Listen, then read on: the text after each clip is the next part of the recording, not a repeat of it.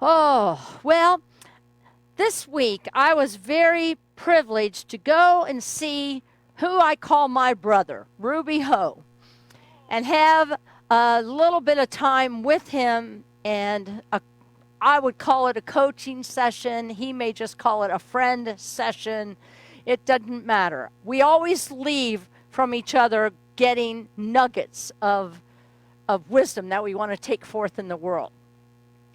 And Ruby said to me, Kathy, it's time to shake it up. It's time, as I was thinking about those words, it's time to shake it up. I've been thinking about it all week. And last night, I remember, what is it, the saying from Star Trek? It's time to go where no man has ever gone before. Are you ready to shake it up a little bit? Yes, yes, yes. Easter. If you were here or listened to the talk on Easter, you remember the title was called It's Time? It's time. 2021 is here. You're out of the tomb. You claimed that the Christ is in you, and that Christ is the living in what Charles Fillmore would call Christ consciousness is living in the super consciousness, not the subconscious mind, the super conscious mind. Living more from your spiritual awareness versus living from your awareness of the material world. This is big stuff, and I'm not going to play it so lightly today because you're ready. You're ready. And this is how I know you're ready. I love how the universe works.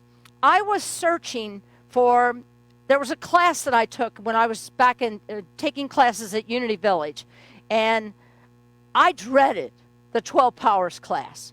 I dreaded it. And one of my professors had a basket, and he said, everybody draw out of this basket, and whatever subject you get, by the end of the week, I want you to teach the class. And guess what I drew? The 12 Powers. I so bad wanted to return it and pick another one. But I knew, because when you really start working these spiritual principles, you know that everything comes to you for a reason. So I knew that I drew that for a reason. Well, I found that I started here as your spiritual leader and minister October of 2009. October of 2009. And I remember my very first year here with you, I decided to bring the 12 Powers. Every month we focused on one of the 12 Powers. And I pulled out that folder, and I'm like, what ended up being in a 12 Powers folder was a talk that I did in January of 2010. So it was only, 3-4 months into me being the minister here, and I had titled it, I Have a Dream. Of course, January 17th was right around Martin Luther King Day. Well, I want to read to you what I found verbatim of my notes from the talk I gave of I Have a Dream, January 17th, 2017. I have a dream. Yes, I, Kathy Engelhardt, have a dream that one day we will not have the need to judge others right or wrong, good or bad, gay or straight, black or white, skinny or fat, so on and so on. I have a dream that one day we will embrace our oneness with our source, and that source is always present and absolute good. I have a dream that one day we will see with our spiritual eyes and hear with our spiritual ears first and foremost. allowing us to see the truth in everyone. I have a dream that whenever we humans find ourselves questioning about anything, that our first response will be, what would love do? I'm going to repeat that one. I have a dream that whenever we humans find ourselves in questioning about anything, that our first response will be, what would love do? I have a dream, and it's a big dream. A lesson my mentor, Mother Teresa, lived by. Are you ready? That as a nation, we will speak only about what we are for. And when asked what we are against, we will have no part of that. I, Kathy Engelhart, believe that one day, soon, very soon, we will overcome and transcend our need to live our lives from ego and fear, and find freedom through unconditional love for all.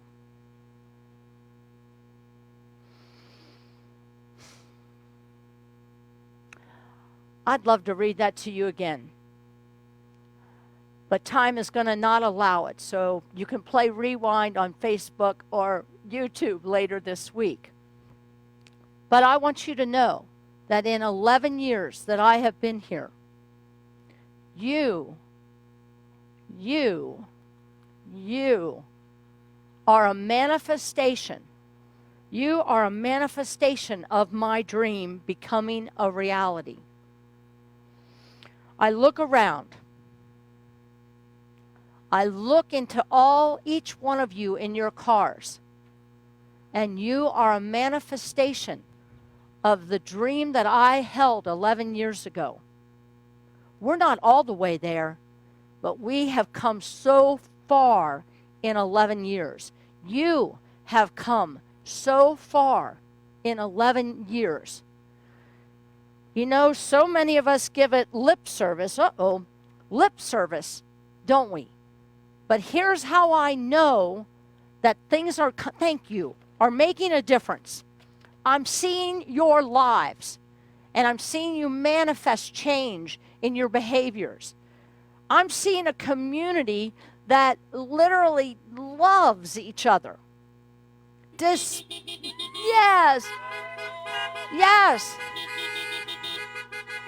Yes, and it's time. It's time to go further. It's time to go deeper. We are change agents, and that's what Ruby and I were talking about. We are change agents. And guess what? You don't come to a Unity church if you're not about being a change agent in this world. And that can be something as simple as when you go to the grocery store. It doesn't mean you have to be a big public speaker or be on Facebook Live or YouTube. You don't have to know. It's about making a change in your own personal life with your family, with your friends, with your neighbors, your coworkers. You have a spiritual backpack. And it's about time that you realize how important these 12 powers are. And that any time, and I'm telling you, as I was writing this out for the location of each power, you know, anybody that's followed or has read Louise Hay, all of a sudden the title of the book's escaping me.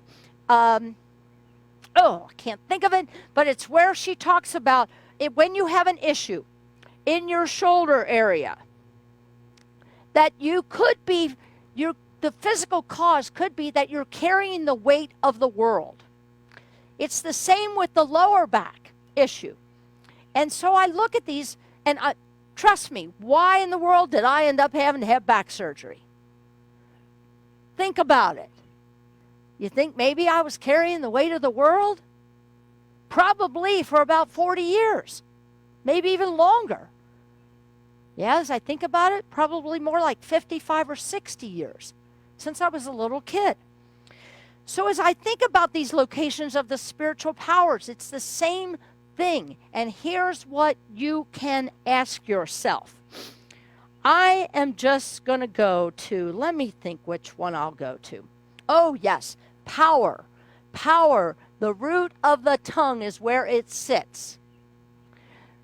So maybe when you get a sore throat or you have swollen glands, you may want to draw on that power of power and speaking your truth more.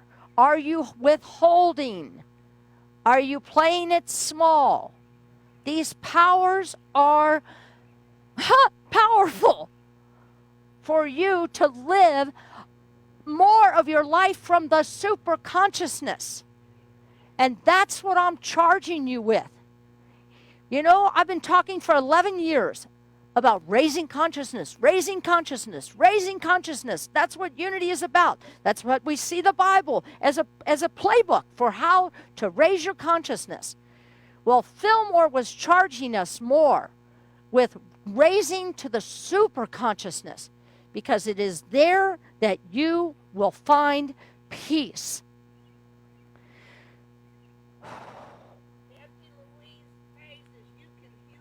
Thank you. That's it. That Louise Hay book I was referring to is You Can Heal Your Life. It is on my shelf. It's one of my pull go-tos when I'm counseling with people. And it's also a pull down when I'm dealing with some physical issues. So, where do I want to take you to?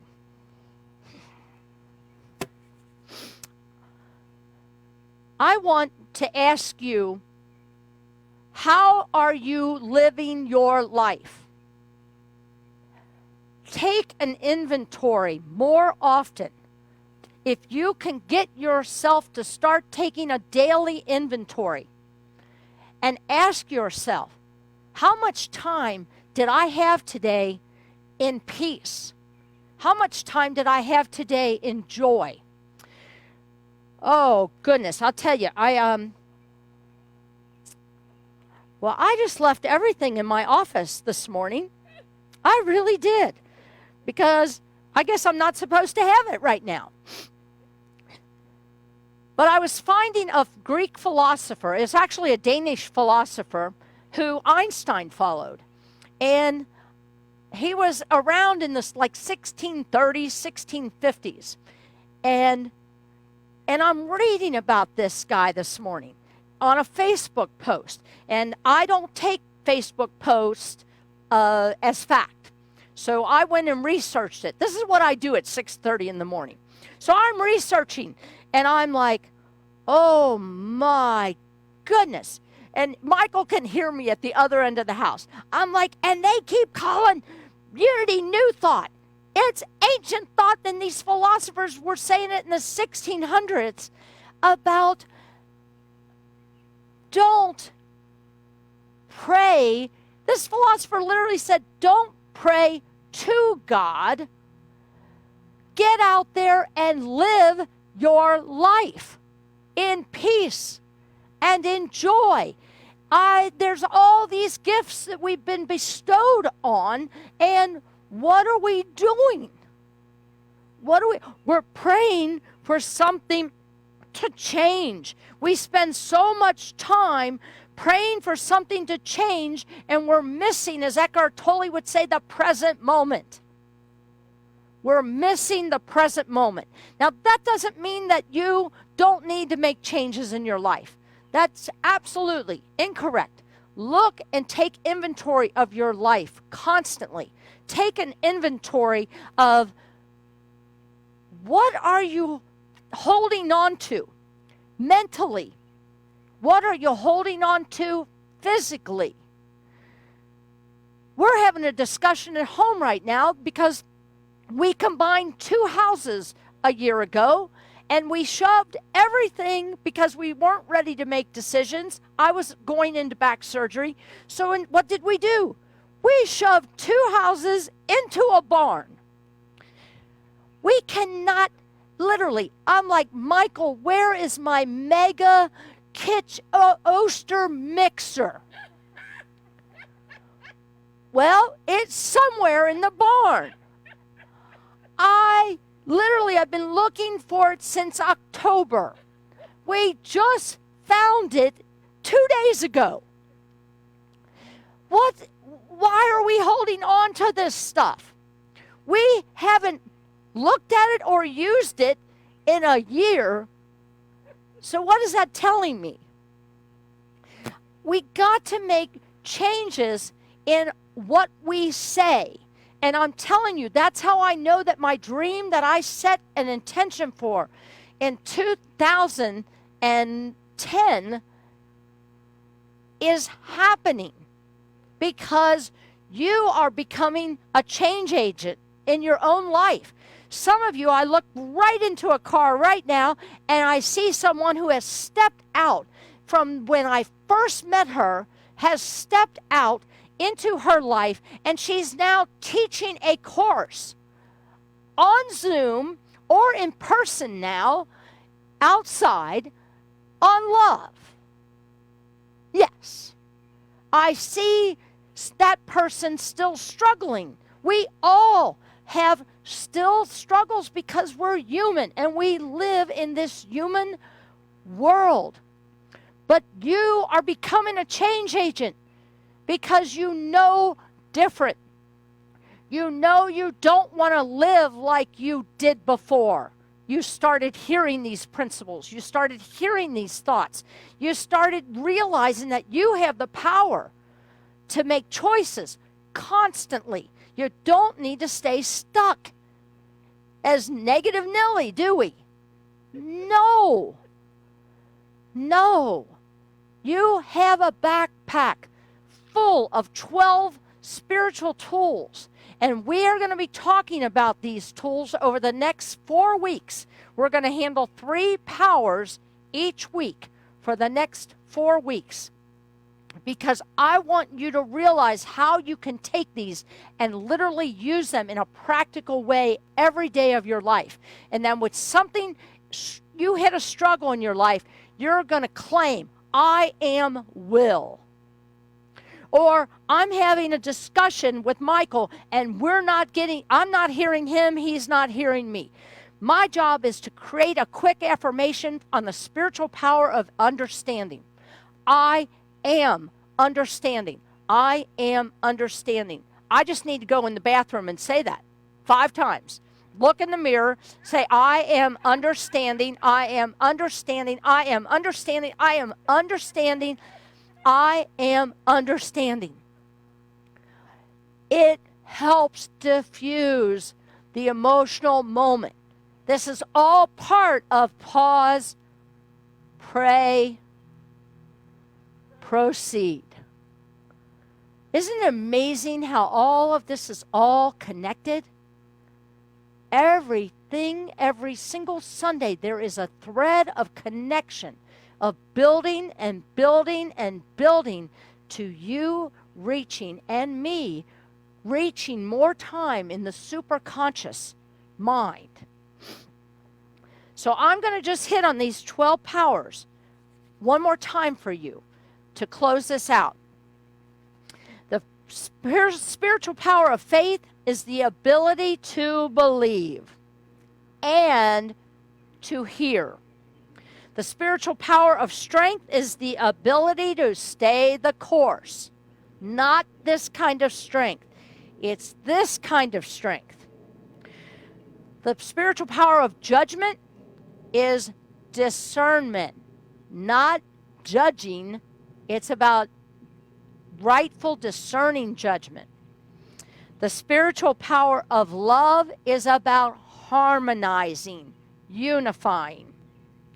Spiritual power is the ability to master and dominate and control yourself. Not others, yourself. That's a tough one, isn't it? Because if they would only, then I would be more peaceful. If he could only understand what I was saying, life would be all hunky-dory here. We all have this. The power of imagination, of course, is the ability to imagine, to picture. The spiritual power of understanding is the ability to know, perceive, comprehend, and apprehend. The spiritual power of will is about free will. It's about the ability to choose. So I am will reminds me that I have free will.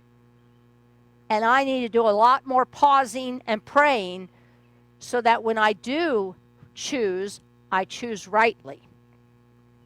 The spiritual power of order is the ability to organize, balance, and adjust. Zeal is pretty much what it just says. The spiritual power of zeal is the ability to be enthusiastic. And I'll be bringing up, when we cover zeal, I'm definitely going to be bringing up this Danish philosopher, because I get why Einstein followed him. So motivate, impulsive, be passionate. Oh, yes, that's what I am on Sunday mornings for sure. I have a lot of zeal when I show up here. Elimination. The power of elimination is the ability to release, remove, denounce, letting it go. And then the power of life is the ability to energize, visualize, animate, invigorate. You have the power, and you're about to hear a song from Kayleen that I hope speaks to you and energizes some zeal in you, because this song is for you, chosen for you, because you have a backpack full of 12 powers. Are you ready, Kayleen? I'm ready. Okay, take it away. We're closing with this song. Hallelujah, that's right. And I close this talk with namaste. Namaste, that the Christ presence and power in me truly sees and honors that Christ presence in each and every one of you. Namaste.